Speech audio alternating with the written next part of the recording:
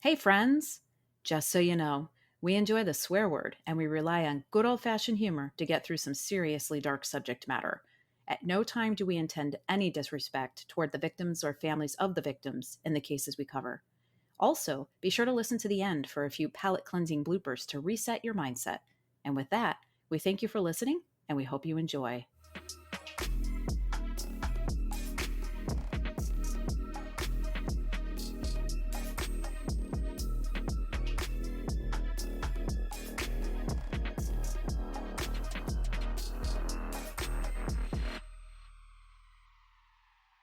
Hey, friends! Welcome to Crime Will Tell. I'm Carrie. And I'm Jamie. And Jamie, are you ready for a real fucked up case today?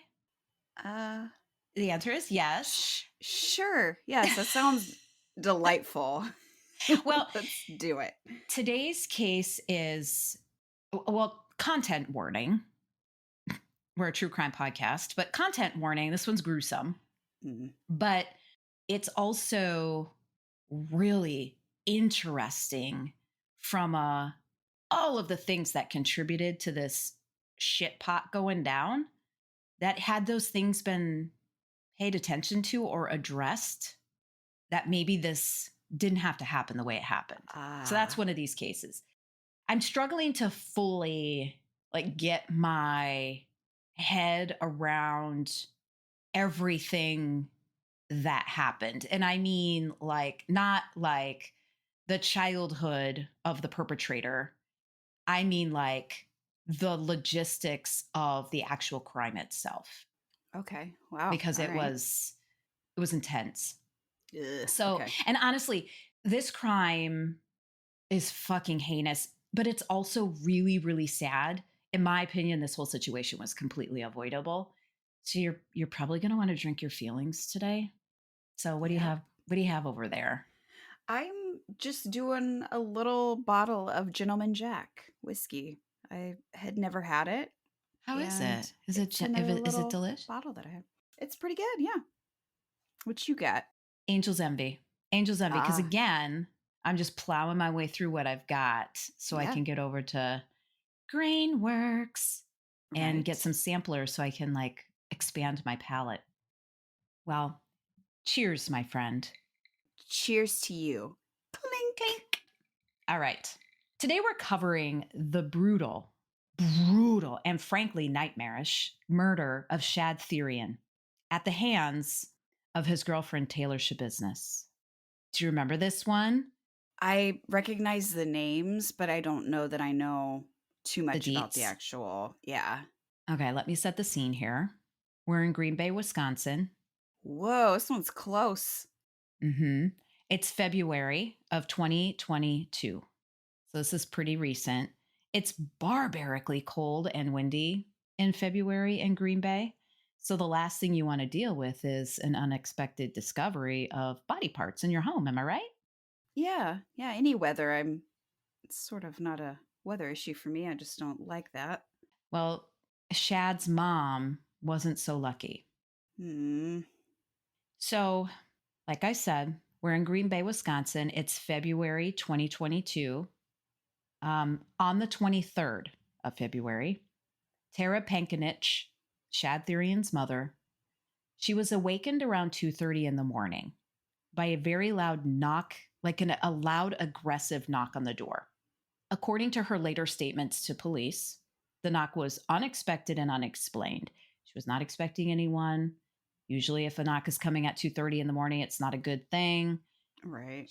It was loud enough to wake her up from a sleep. She got up, she went to answer the door, and when she opened it, no one was there.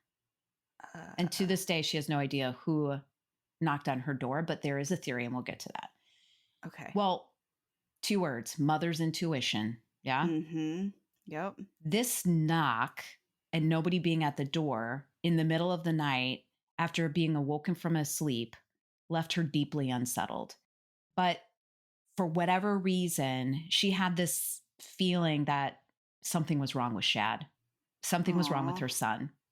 And so she kind of how you're just you're in your house and you just stop and just stay still for a moment to assess. And the house was quiet. Now, it's in the middle of the night, but mother's intuition, something felt wrong. Worried, Tara walked downstairs to check on him. He had a bedroom in the basement. That's when she noticed a bucket at the base of the stairs, partially covered with a towel. And what she found in that bucket changed her life and the course of a soon to be criminal investigation forever.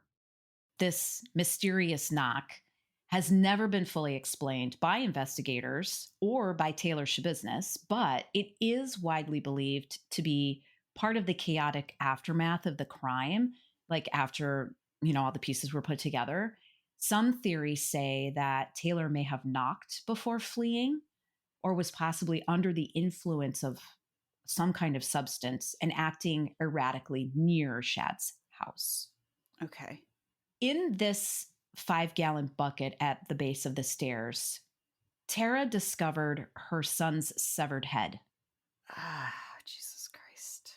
Nearby, a storage tote reeked of decomposition, although I'm not sure Tara really knew what that smell was. Other containers held human remains, and house cleaning supplies were scattered about, which looked like, given the fact that the scene wasn't clean, a pretty failed attempt to clean the scene. And we'll find out it wasn't a failed attempt. Okay. Obviously shaken, Tara called 911. Police arrived minutes later, quickly secured the property, and as they searched the home and surrounding area, they uncovered more body parts. Jesus They Christ. discovered a torso in a plastic storage bin. Legs and internal organs were bagged and kind of like stashed away in like a corner or like under a blanket or something. And some were later found inside a minivan parked at an apartment complex nearby. Oh my God. Yeah. The responding officers quickly identified a suspect, and we're going to get into why it was so fast and easy for them to find a very strong suspect. They quickly identified this suspect based on witness statements and a bunch of items left at the scene. And that was 24-year-old Taylor Denise Schabusiness, Shad's girlfriend. Now, before I go any further, I intentionally picked this case for this episode because of the episode that you did last time, episode 54, on Warren Barnes. And the reason why is because it struck me that the suspect in your case, Brian Jr., in episode 54 on Warren Barnes, he presents a lot of similar behaviorals, like patterns or nuances as Taylor Schabusiness. Really? Yes. Interesting. Okay. There are marked differences, but they display the same lack of remorse, lack of emotional connection to what they've done, lack of dignity and integrity for what they've done. Yeah, I guess the main difference would be that Brian Cohey's victim was a complete stranger, and in this case, they were a couple. But that's creepy as fuck. Yeah. Like, there's so many like as you were telling how his mother discovered his remains, it was like, holy shit. Whew. Yeah. And so when Tara, Shad's mother, called 911, is like, I need you to get here. And they're, I found a head. And they're like, how do you know it's a head? And she's like, because I'm fucking looking at a head. Yeah. It's my son's head. I know what my son's head looks like. It's usually attached to his body. God. Can you please get here? I'm dramatizing this. That is not exactly how the 911 call went down. So don't think that that's exactly how but it was similar. There's a lot of similarities. And what I found interesting was that your suspect was male and this suspect in this case is female. And yet there are a lot of similarities here. Now, what's interesting, one of the big differences, I think, is that had Taylor, in my opinion, received the help that she needed mentally, Shad would probably be alive today. There's so many of those cases. Yes, yes, God, yes, yes. So back to the case at hand. Tara has just found her son's head in a 5-gallon bucket at the base of her stairs in her house in Green Bay. By that afternoon, the police had located Taylor at a residence on Eastman Ave. She had blood on her clothing and dried scratches on her arms. Inside the minivan she had been using, they found more of Shad's remains. That's a pretty clear link between her and the crime scene, don't you think? Yeah. What's interesting is that, so by that afternoon, the police had located Taylor. They had, but it was late afternoon, so it was already dark outside. Again, this is February in Green Bay. It gets dark at I feel by late February, I'm already over the fucking winter. It feels like it gets dark at noon. It's exaggerating, but the sun goes down and it's dark by 4:30. You know what I mean? Sure. It's just depressing time of year, in my opinion. But there are videos out there of police body cam videos out there that you can find. Court TV has a bunch of shit out there on this case. It is probably one of the more shocking crimes in Wisconsin state history, I think. But you can see an officer or two officers they've identified the minivan. They found it parked in an apartment complex. They're walking around it. And all of a sudden, the hazard lights or the signals, the turn signals flash on and off like somebody just unlocked the door or locked the door. And the officers are like, wait a minute, who did that? Who did that?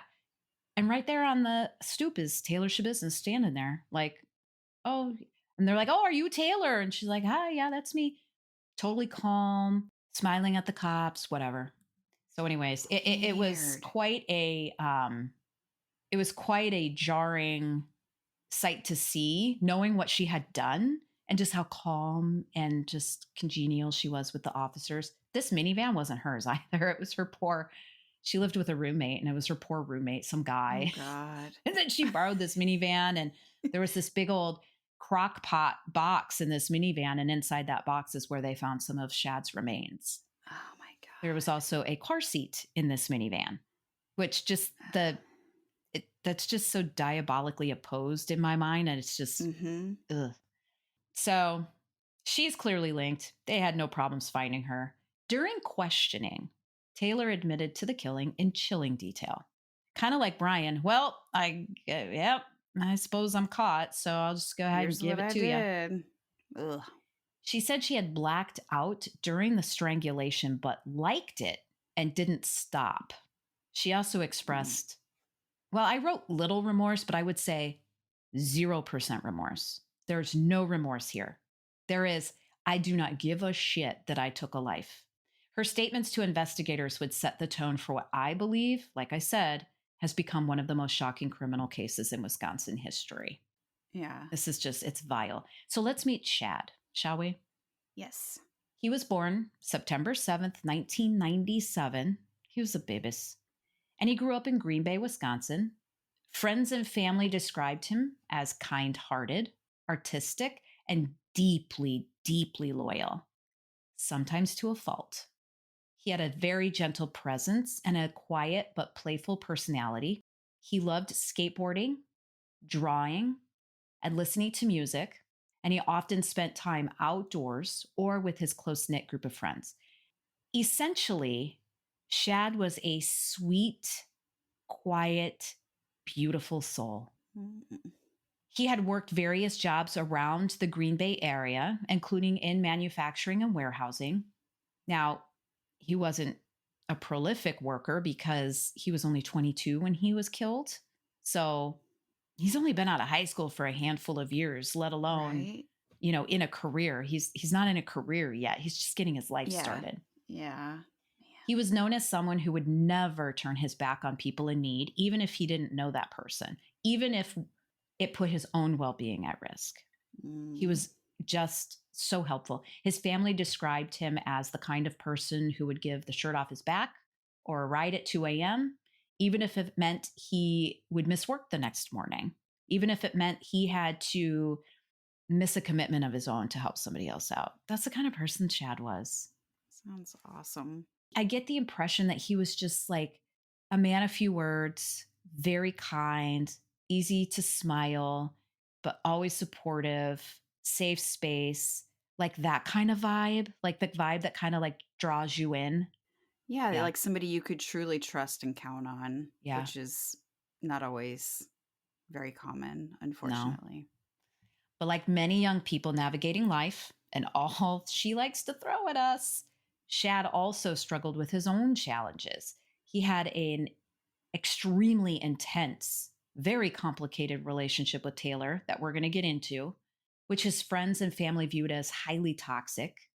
Taylor was reportedly obsessed with gore, Mm. necrophilia, extreme choking during sexual Ooh, activity. okay. There's nothing wrong with that if your partner is into that too. Like Yeah. if that gets you off, cool, live your best life. But if that's not what your partner likes, then or if you take it too far, then we've crossed a Yeah. line, right? If it's consensual, go for it. Yeah. Despite their concern, family and friends' concern, Shad maintained contact with her, perhaps believing he could help her turn things around, maybe, or more so because he was easily led and influenced, and she's a very strong Yeah. personality. And so maybe she just had this hold over him that his friends saw that he couldn't see or couldn't shake. Yeah. And I mean, if with his kind hearted nature wanting to help people, he probably had some savior syndrome going on. Yeah.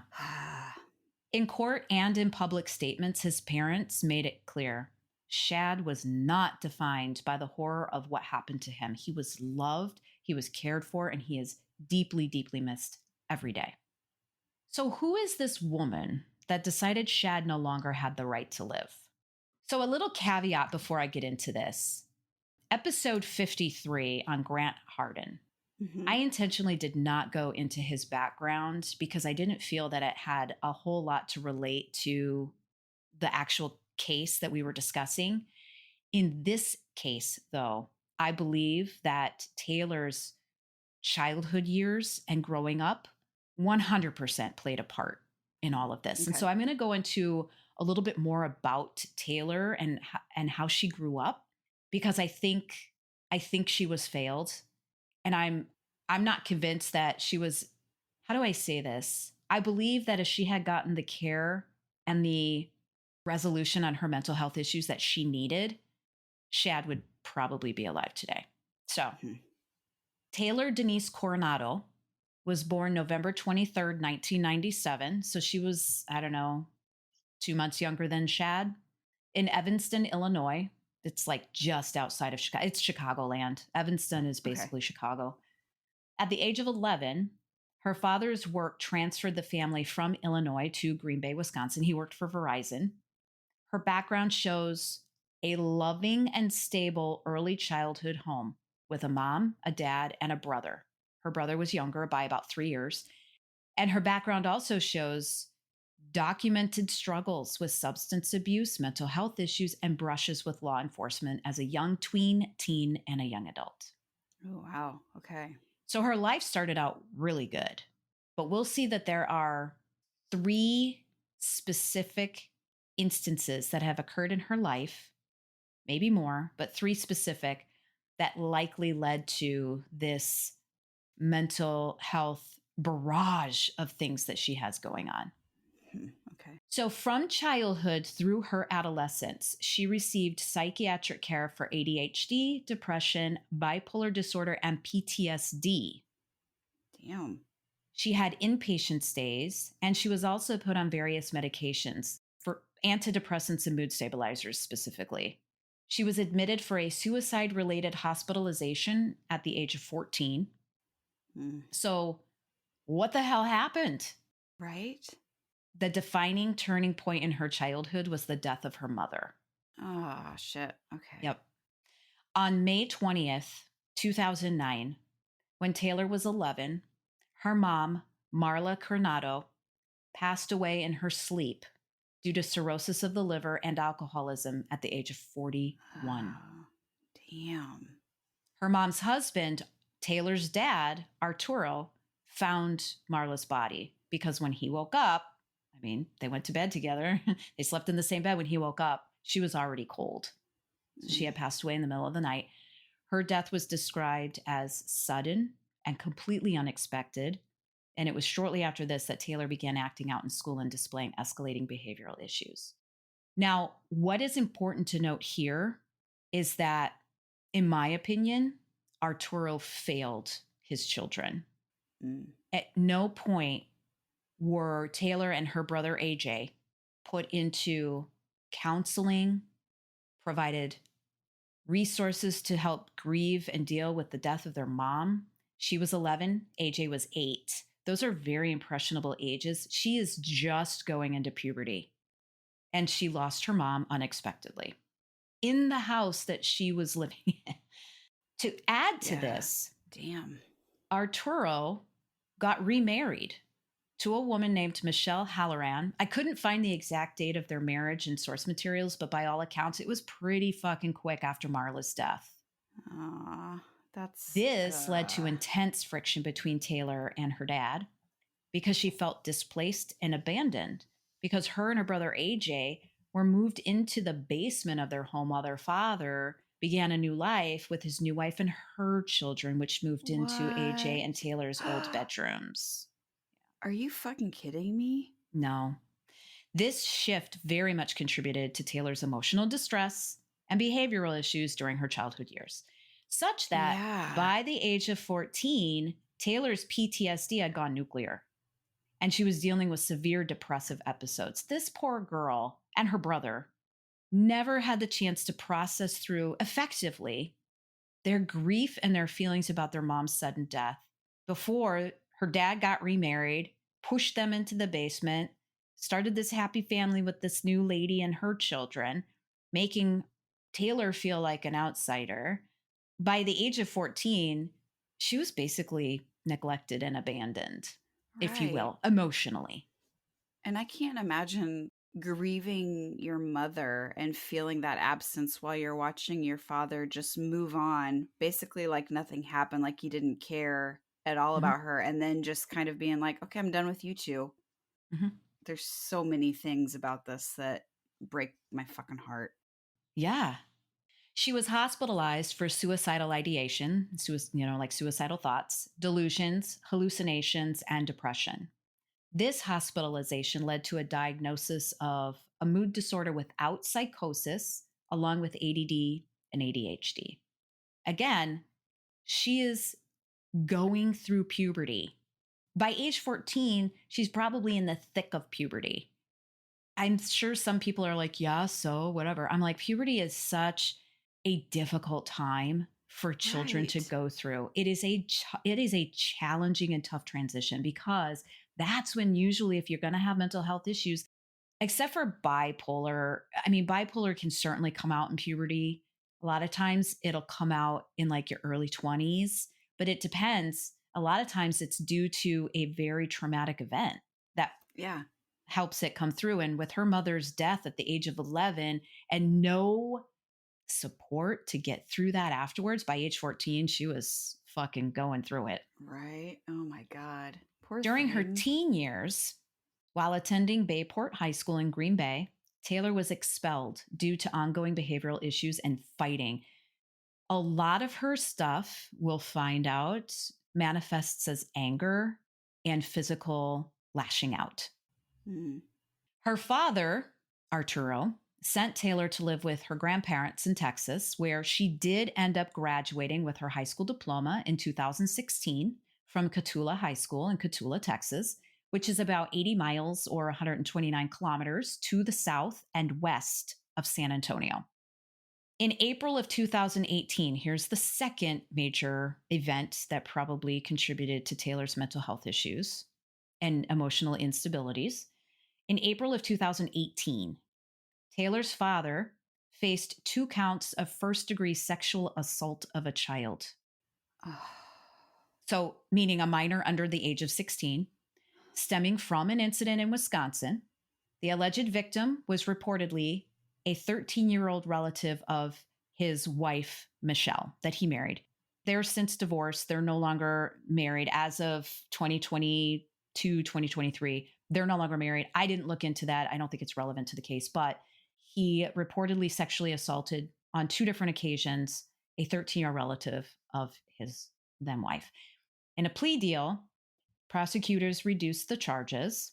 Arturo entered a no contest plea to one count of second-degree sexual assault of a child. The other count was read into the record and then dismissed. He was sentenced to 12 years in prison with another 18 years of extended supervision upon his release. Wow. And then there's a whole bunch of caveats that I'm not going to go into when he gets released. As of today, he is still serving his sentence at FCI Oxford, which is a medium security prison in Oxford, Wisconsin, which is about 60 miles or 97 kilometers north of Madison. Now, the 4-year period between when she graduated high school in 2016 and the summer of 2020 are largely unaccounted for in public records and court transcripts. So basically, from 2016 to 2020, there's very little about Taylor. Okay. We know that she was definitively back in Wisconsin by the start of 2020, though I argue that she was likely back in Wisconsin shortly after she graduated high school in Cotulla. Even in court testimony, it was learned that she moved back to Wisconsin after graduating high school because she missed her father and her brother. So that even came out in just court testimony. And the reason why she definitely was back in Wisconsin by the start of 2020 was because on February 14th, 2020, Valentine's Day, very romantic, Taylor married her boyfriend, Warren Chabot. They had been together since around 2017. This is another reason why I believe Taylor probably returned back to Wisconsin much sooner than 2020. Right. I'm getting at this because I think after she graduated high school, she came back to Wisconsin and she was doing pretty good. Hey, kind of doing, I mean, maybe she had some issues, but she was staying out of trouble. She was doing pretty good. She met this Warren guy. And now in February of 2020, they got married. Okay. Well, just wait. Mm-hmm. Right. So I'm like, all right, so Warren's last name is Chabot. Taylor's last name is Coronado. Where the fuck did Schabusiness come from? Exactly. It's been bothering me. Allow me to put it to rest. Following the marriage, both Taylor and Warren adopted the legal surname Schabusiness. Why? Because how much fun is it to say none of your fucking Schabusiness? I don't know why, but I'm just assuming maybe that's why. I mean, yeah. However, Warren never legally changed his name from Chabot to Schabusiness. He just adopted Schabusiness and started saying his name is Warren Schabusiness. Huh. Okay. So a little bit of a rabbit hole about Taylor's husband, Warren, because as you can imagine, with the fact that he's just like, nope, now I'm officially Schabusiness. People don't logically do that usually. Your name is your name is your name. Between 2010 and 2020, Warren Chabot kept law enforcement pretty busy. He has convictions that include several offenses like theft, armed burglary, marijuana dealing, disorderly conduct with a domestic abuse modifier, operating while intoxicated, and resisting arrest. So basically, he was a fucker. Yeah, just a little shit. In November of 2020, so Taylor and Warren got married February of 2020. In November of 2020, he was arrested during a traffic stop in Ashwaubenon. Ashwaubenon is right next to Green Bay. It's like Green Bay and land, just like Evanston is just right next to Chicago and as part of Greater Chicagoland. Ashwaubenon is basically the Green Bay area. In November 2020, he was arrested during a traffic stop in Ashwaubenon, and officers found 46 grams of methamphetamine in his car. Damn. That's kind of a big deal. Yeah. That's a lot of methamphetamine. Yes. He pled guilty to conspiracy to distribute methamphetamine, later reduced to possession with intent to deliver over 500 grams.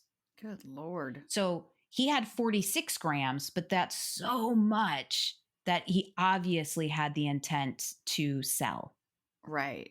He was sentenced to 28 months in federal prison, but he became eligible for early release under the First Step Act, aiming for a release before January of 2024. Okay. While he was incarcerated, Warren remained vocal on social media, posting messages in February of 2023 expressing unwavering support for his wife and suggesting Taylor's actions were driven by mental health and postpartum issues. Foreshadowing. Okay. He has referred to their son in public messages and referred to Taylor as baby boo and pledging his lifelong loyalty to her. Oh my God. Warren completed his sentence and was released from prison in early 2024. As of mid-2025, what we know is that he has returned to civilian life. He has re-engaged with his family.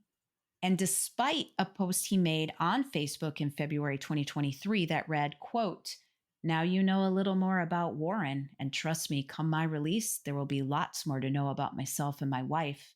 I'll be out by the January of 2024.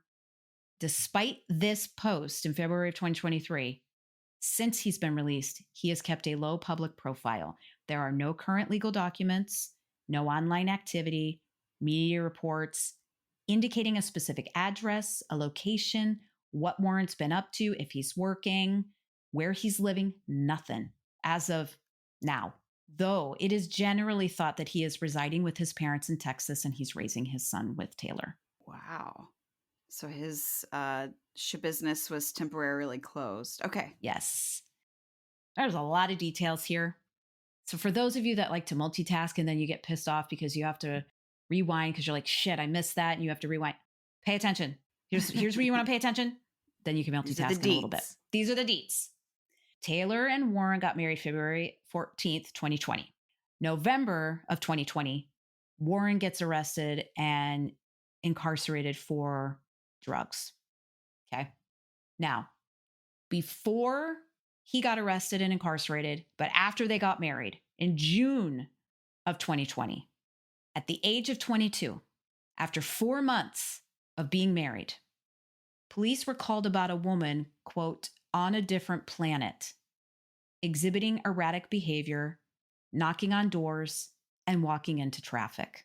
What? When confronted, Taylor admitted to injecting drugs earlier and showed the police their track marks. And when officers tried to stop her, she kicked at them. Ultimately, she pleaded no contest to battery on an officer and resisting arrest and was sentenced to probation in order to undergo psychological evaluation. There are no public records indicating that Taylor ever received a court-ordered psych eval following her June 2020 arrest. Wow. Mind your own Schabusiness. 2 months later, in August of 2020, Warren is not arrested and in jail yet. They're married. In August of 2020, while on probation from the June 2020 incident, Taylor was pulled over for speeding. Who isn't? Preach. However, she fled from officers. She ran red lights and she nearly hit a passing bicyclist. Oh, Jesus. Police later found meth and syringes in her car. Taylor again pleaded no contest and received 3 months in jail and 2 years probation, though her jail term was later commuted to house arrest. So she ended up doing 3 months of house arrest. Okay. Now it's November. Warren gets arrested. Now he's incarcerated. In April and May of 2021, 6 months later, after Warren gets arrested, Taylor made 2 suicide attempts, one requiring hospitalization. At that time, doctors also diagnosed her with bipolar disorder and PTSD. And oh, by the way, she was pregnant. According to forensic psychologist Dr. Diane Litton,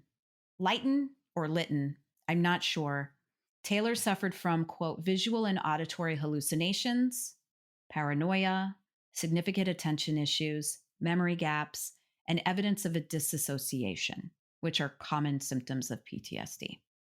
After her 2 suicide attempts in 2021, Taylor gave birth to her son with Warren, who was already away serving his federal prison sentence.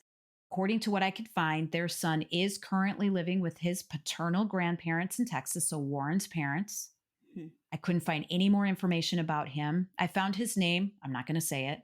He's only 4 right now, but hopefully he's supported and loved. And that's why I believe that maybe that's where Warren is. Right. What alarms me, though, is that in April and May of 2021, Taylor was very pregnant with their son when she tried 2 different times, once in April and once in May, to, suicide attempt. I wasn't able to like you can't get at the hospital records here because of, privacy laws. I don't know how legitimate these suicide attempts were. So I don't want to judge any of that. Suffice it to say, if they were legit, she was clearly in pain and felt that she had no other option. If they were cries for help, I don't think she got the help she needed. Right. So either way. Either way. It is in 2021 when it is believed that Taylor and Shad met for the first time. I don't know if they met before she had their son or after, but it is believed that Taylor and Shad met for the first time in 2021. I'm guessing Taylor and Warren had the type of relationship where it was completely acceptable for Taylor to engage in sexual conquests while he was incarcerated, because to date, Taylor and Warren are still legally married. In my opinion, I think she was just having some harmless drug-fueled fun while waiting to be reunited with Warren, because he was only serving a short sentence, if you think about it. Yeah. I also think that when drugs are in the fray, normal life looks different. Yeah. And you're willing to do anything you want and can for drugs. So there's that. Friends of Shad, like I mentioned earlier, described Taylor as volatile, manipulative, and obsessive. Several people close to Shad warned him to distance himself from her. Their relationship was described by some as codependent and fueled by frequent drug use, particularly methamphetamine, but it was more than that. We'll see that in a little bit. I think their drugs. Well, that's true. I think their drugs was their relationship. I think that's really what this is all about. Unfortunately happens a lot. On the night of February 21st, 2022, Taylor and Shad allegedly smoked meth and returned to Shad's mother's house, where Shad lived. His bedroom was in the basement. According to Taylor's later statements to police, the two began engaging in what she described as consensual sex acts involving choking and later chains. Okay, cool. Live your best life. She claimed the strangulation went on for several minutes and that she could feel Shad's heartbeat slow under her grip. Okay. And then she let go. Nope. Rather than stop, she tightened her hold. This is what she's telling the officers. Taylor told investigators that she continued to strangle Shad even after he stopped moving. She admitted she enjoyed the act and described it as thrilling. After confirming his death, so after she made sure he was dead, she proceeded to sexually abuse his body.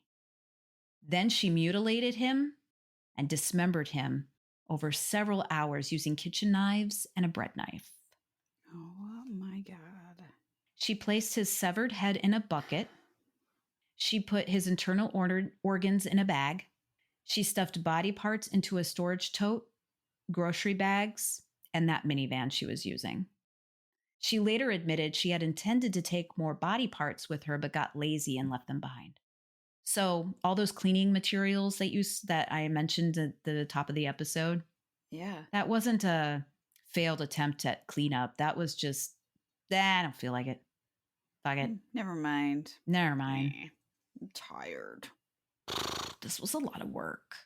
It's harder than I thought it was going to be. Yeah, and let's talk about that, because dismembering a body it took her hours to dismember his body. She put his internal organs in a bag.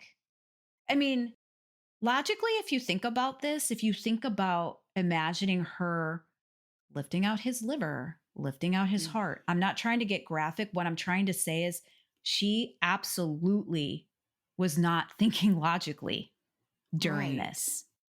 This is part of the reason why I'm having a hard time wrapping my brain around it, because she was not in her right mind. Yeah. She was not insane, but she was not in her right mind. It's amazing what drugs will do to a person. This was mental health and drugs. Yeah. Not a good combo ever. No.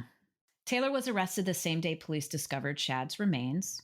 Upon her arrest, she made several spontaneous statements, including one where she reportedly told officers, quote, "That was a good, solid choke." She was formally charged with first-degree intentional homicide, mutilation of a corpse, and third-degree sexual assault. Her attorneys entered a plea of not guilty by reason of mental disease or defect. You got to see that coming. They're going to try. Right. A forensic psychologist evaluated Taylor and testified that she had multiple diagnosed mental health disorders, including bipolar disorder and PTSD.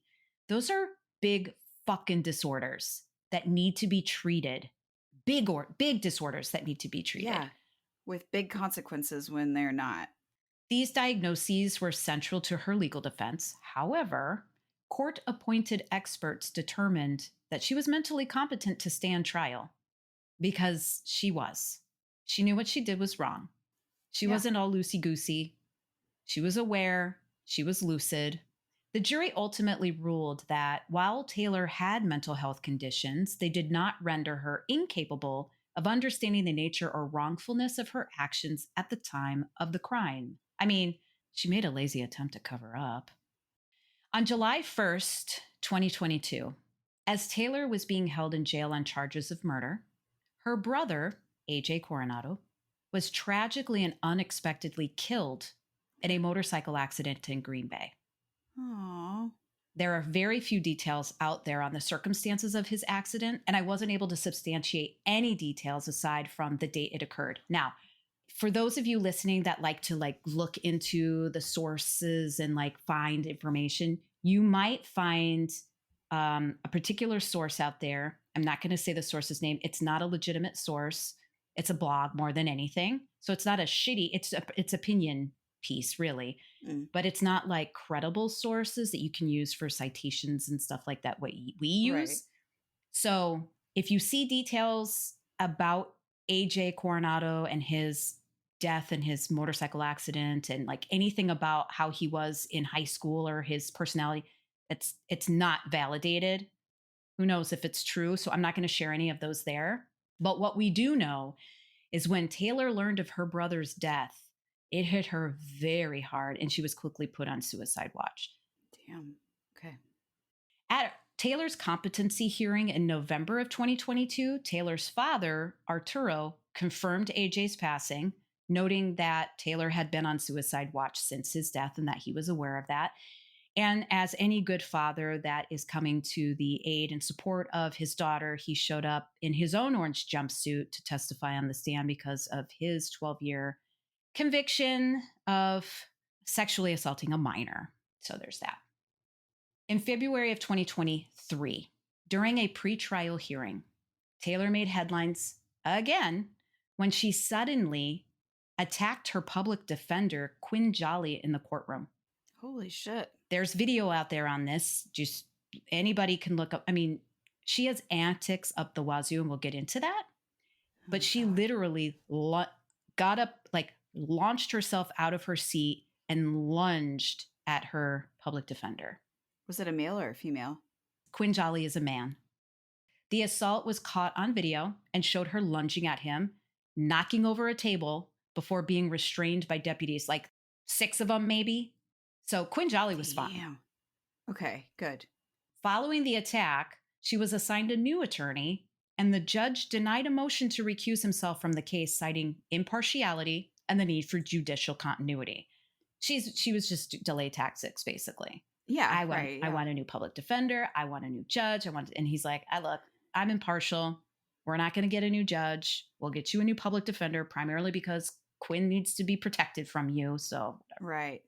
Her jury trial began in July of 2023 in Brown County Circuit Court. Brown County is where Green Bay sits. Over the course of 3 days, jurors heard graphic testimony from investigators, forensic experts, and witnesses. Despite his own criminal history, Taylor's father, Arturo, testified again in her defense, attributing her downward spiral to the influence of her husband, Warren Chabot, who introduced her to methamphetamine use. Arturo expressed regret over his daughter's involvement with drugs and her subsequent actions. He also said that the system failed her. To which the judge that presided over this case said, "Sir, I disagree." He said it much more eloquently and with a lot more words, but essentially he was like, the system didn't fail her. She was failed before she got to the system. Yeah.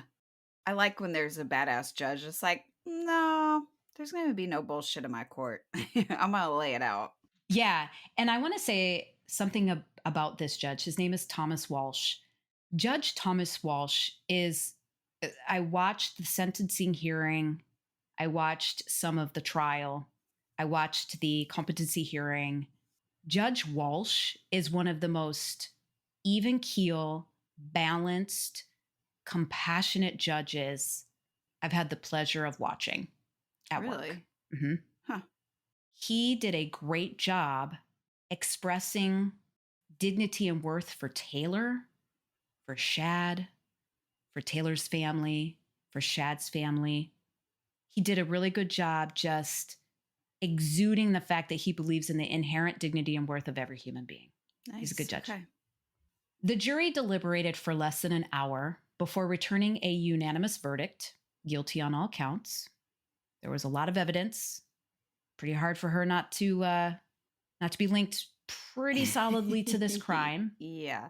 When she was found, when that whole minivan thing where the officers were like looking in it with flashlights, because again, it was dark out. There was snow on the ground, and then the like boop boop. Yeah. Somebody hit the key lock or whatever, and they're like, "Who did that?" And Taylor was just standing there. When they put her in, she had blood all over her hands. She still hadn't washed her hands. Oh my God. This was 2 days later. She murdered Shad in the early morning hours of February 21st. Well, I suppose that would be the early morning hours of the 22nd too. And then that whole day, and then the 23rd, that late afternoon, early evening is when she was arrested, and she still had blood on her hands. Ew. At her sentencing on September 26th, 2023, Taylor appeared in shackles and remained mostly expressionless. Mostly, we'll get to that. Judge Thomas Walsh delivered a scathing rebuke of her actions, stating, "This crime offends human decency. I've run out of superlatives to describe what you've done." The court imposed the maximum possible sentence, life in prison without the possibility of parole, plus 12 additional years for mutilation of a corpse and 5 years for sexual assault. So she has life without parole plus 17 years. That's her sentence. Wow. Okay. She'll never see the light of day. Let me rephrase that. She sees the light of day all the time, outside of prison bars. Family members of Shad Thyrion were present and gave emotional victim impact statements. His father spoke through tears saying, quote, "My son died terrified, and no sentence will ever bring him back." Following sentencing, Taylor was transferred to Techita Correctional Institution, a maximum security prison in Fond du Lac, Wisconsin. This was the most severe sentence Taylor could receive under Wisconsin criminal law. The state of Wisconsin does not have the death penalty. It was abolished in 1853. So even in the case of extremely violent crimes like this one, life imprisonment without parole is the most severe punishment available under state law at present. A teensy-weensy rabbit hole on the ending of the death penalty in Wisconsin, because I found it interesting. Wisconsin carried out only one execution, a guy by the name of John McCaffrey, who was hanged in 1851 for killing his wife. Public outrage over the execution, some accounts described it as botched, led to the statewide ban.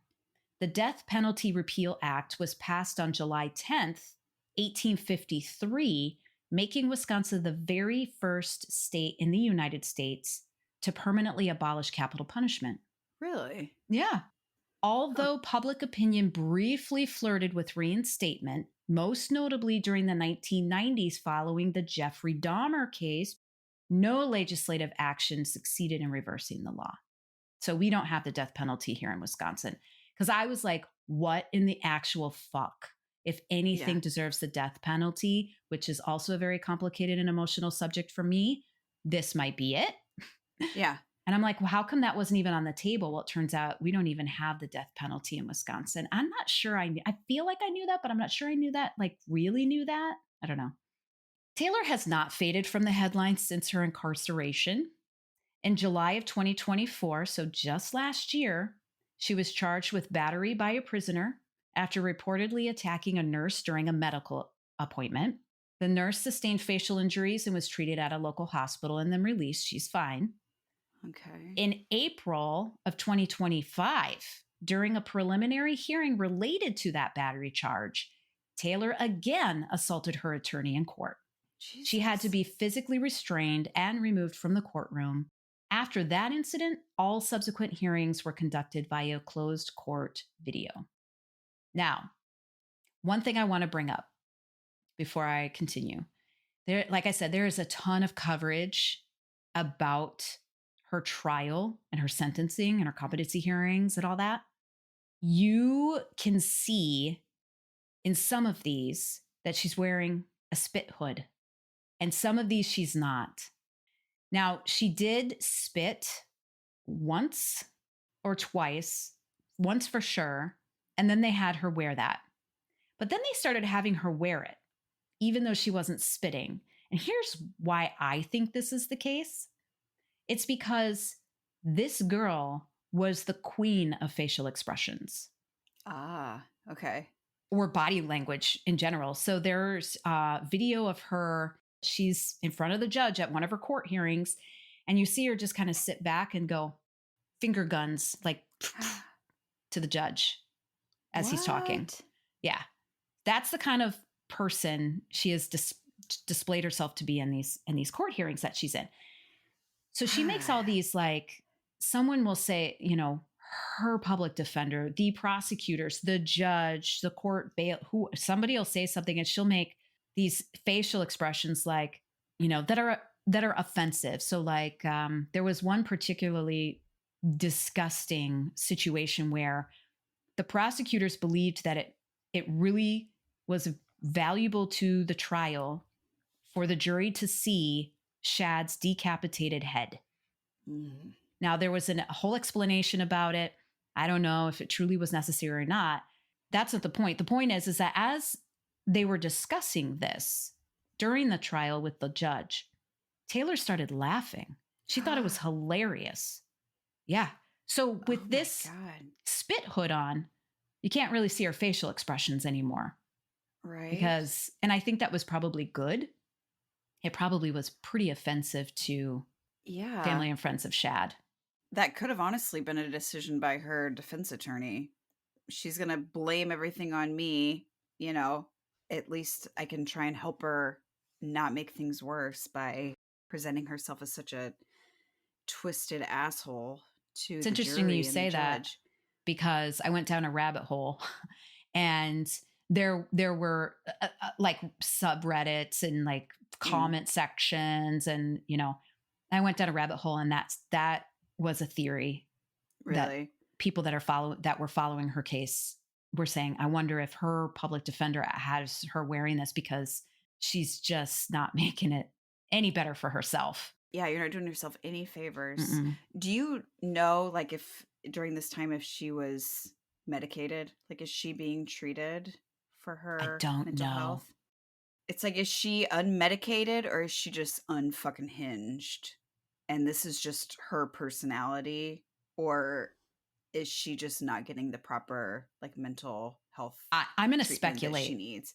I don't have anything to back this up for everybody that's listening. It's just, I'm speculating. I'm wondering out loud. I wonder if during her court hearings and her trial and her sentencing, I wonder if she was not medicated or she was on medications that she had been prescribed, you know, like maybe when she was 14 or 15, just to keep her as calm as possible until she can actually get diagnosed properly, because that was part of her sentencing. And we'll get to that. So I wonder if she maybe wasn't medicated or was very loosely medicated during all the court stuff. But I think now she is being medicated or forced to take medication based on her official diagnoses. I think so because it was part of her sentencing. And through trial testimony by her father, Arturo, he testified what we already know to be sort of standard par for the course. She hated taking that medication. She hated the way it made her feel. Right. She hated it.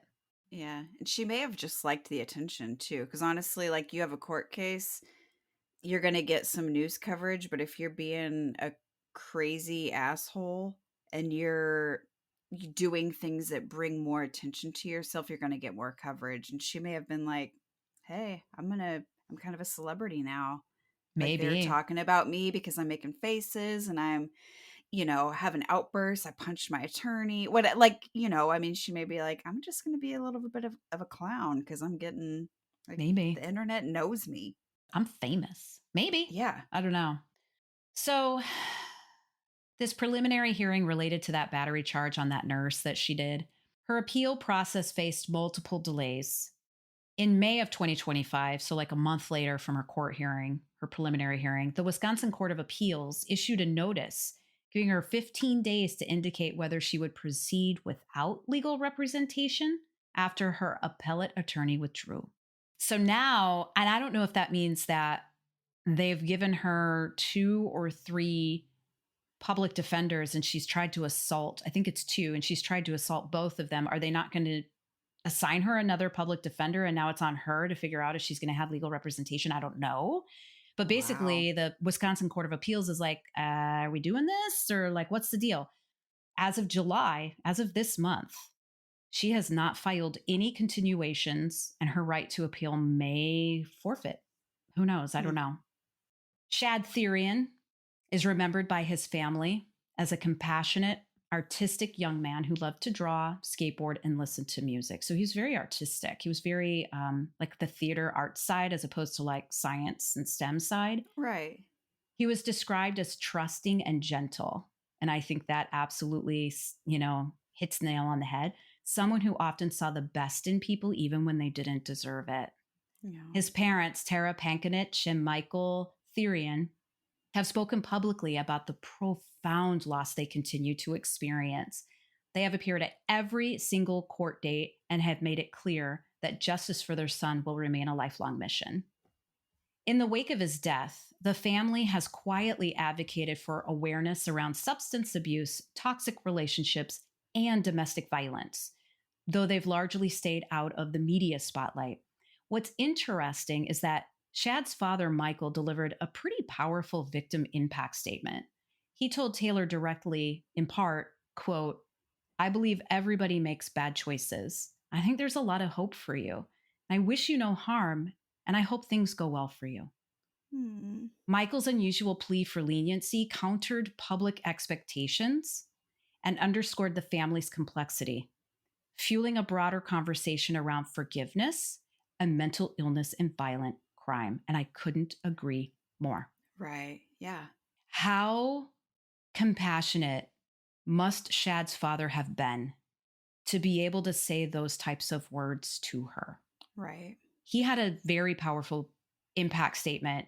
He does not condone what she did. This in no way, just sharing this piece, in no way am I trying to suggest that Michael was like, so you completely violated my son in the worst way possible and took him away from us, but I wish you the best. That's not what this was about.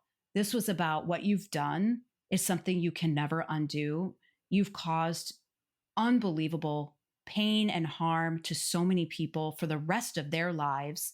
But I really do think that there's good inside you somewhere. And I really hope you can pull that thread. Basically is what I feel like he was saying. That's what I took from it. And I just thought that was so compassionate. I don't know that I would have been able to be in the same boat if somebody did that to one of my sons. Shad's story, it's a grim reminder of how manipulation, addiction, untreated mental illness, all of these things can combine into a soup of truly catastrophic proportions. His murder was gruesome, it was senseless, and it was deeply tragic. It was unnecessary. It was completely unnecessary. It is a case that challenged even the most experienced investigators and prosecutors.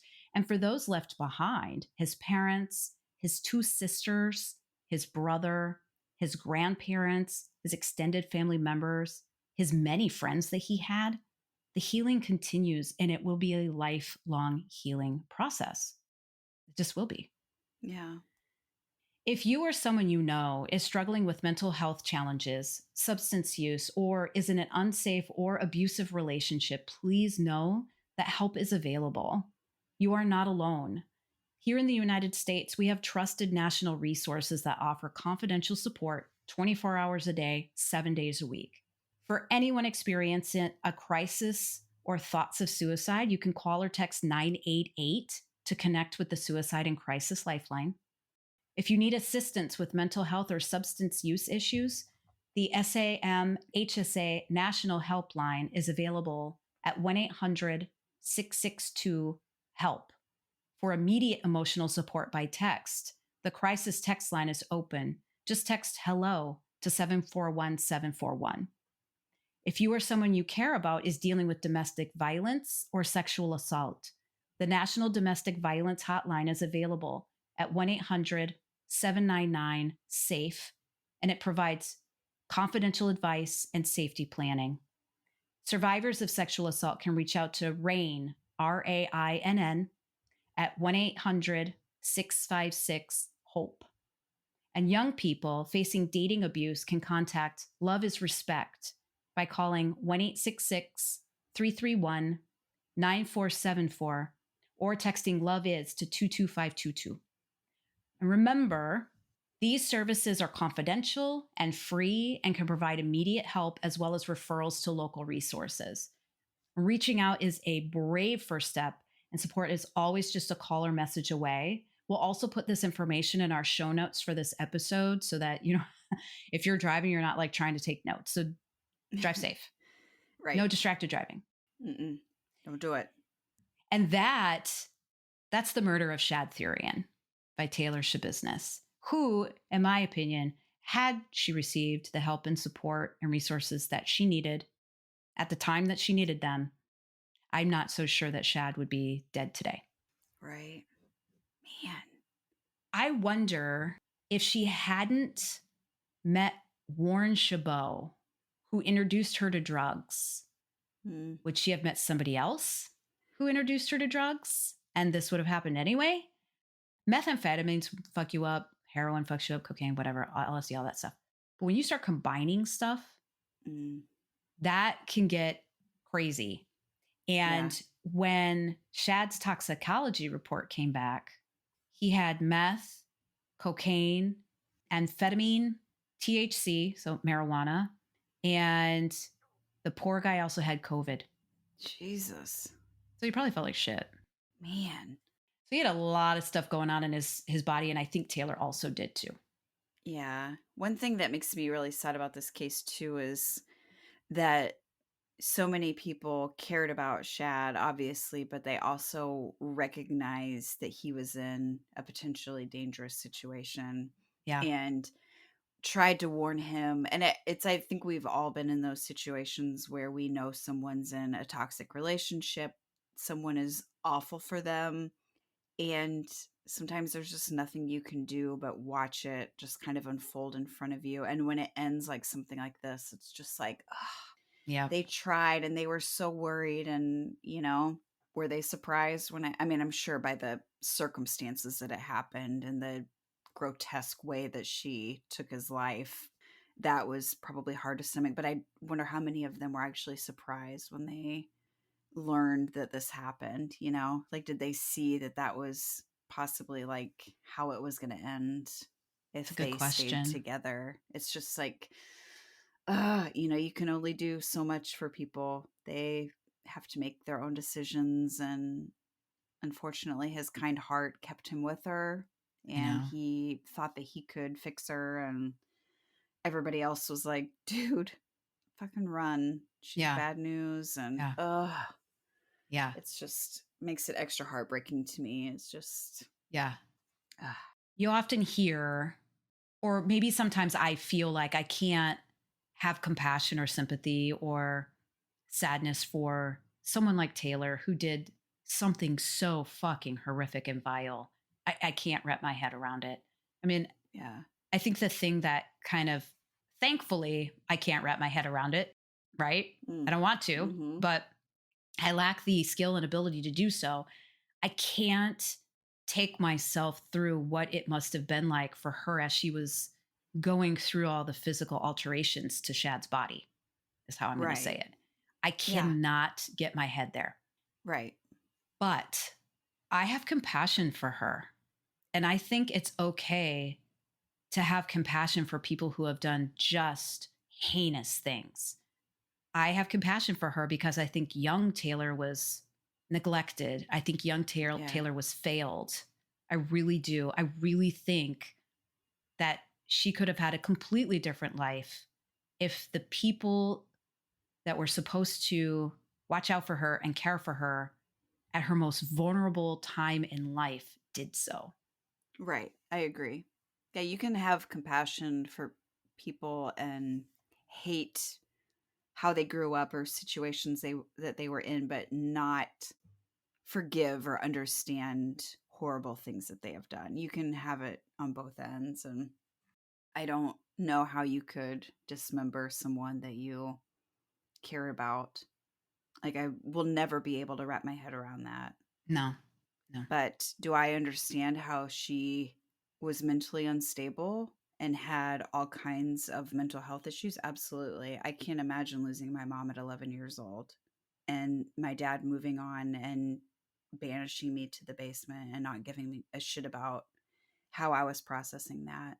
Like, that is devastating. Yeah. Ugh. So. Well, on that note, thanks for tuning in to another episode of Crime Will Tell. Don't forget to check out our merch through our website, crimewilltellpod.com. We got some really cool stuff out there. And if you're looking for something in particular and you don't see it, you just let us know and we'll see what we can do. I can't promise anything, but we'll see what we can do. And please subscribe to our YouTube channel. We're also on Facebook and Instagram, all the places. If you have any show ideas, any comments, you just want to say, hey, whatever, feel free to message us through either of those or send us an email to crimewilltellpod@gmail.com. Yes, and if you're feeling so inclined, please leave a rating and review wherever you get our podcast. It really does help our little show out with all those algorithms. Yeah. Those algorithms are important and they're there for a reason, but we want to become friends with them and we need your help. Yes. So if you guys can just do those things, that would help us out tremendously. But we appreciate your support and for listening and sharing it with other people. You guys are fantastic. Indeed. Mm-hmm. And with that, goodbye, Jamie. Goodbye, Carrie. All right, Carrie, put your hands in your pockets. Well, that's gross. Why? Thanks for asking. It's my pleasure, always. I cannot talk today. Are we the fidgetiest motherfuckers on the planet? No, I don't think so. Sorry about that. Carry on. Perfect. Let's do this. You're beautiful. Oh my God, thank you so much. Guilty. I gotta pee, so let's stop this. Stop doing that.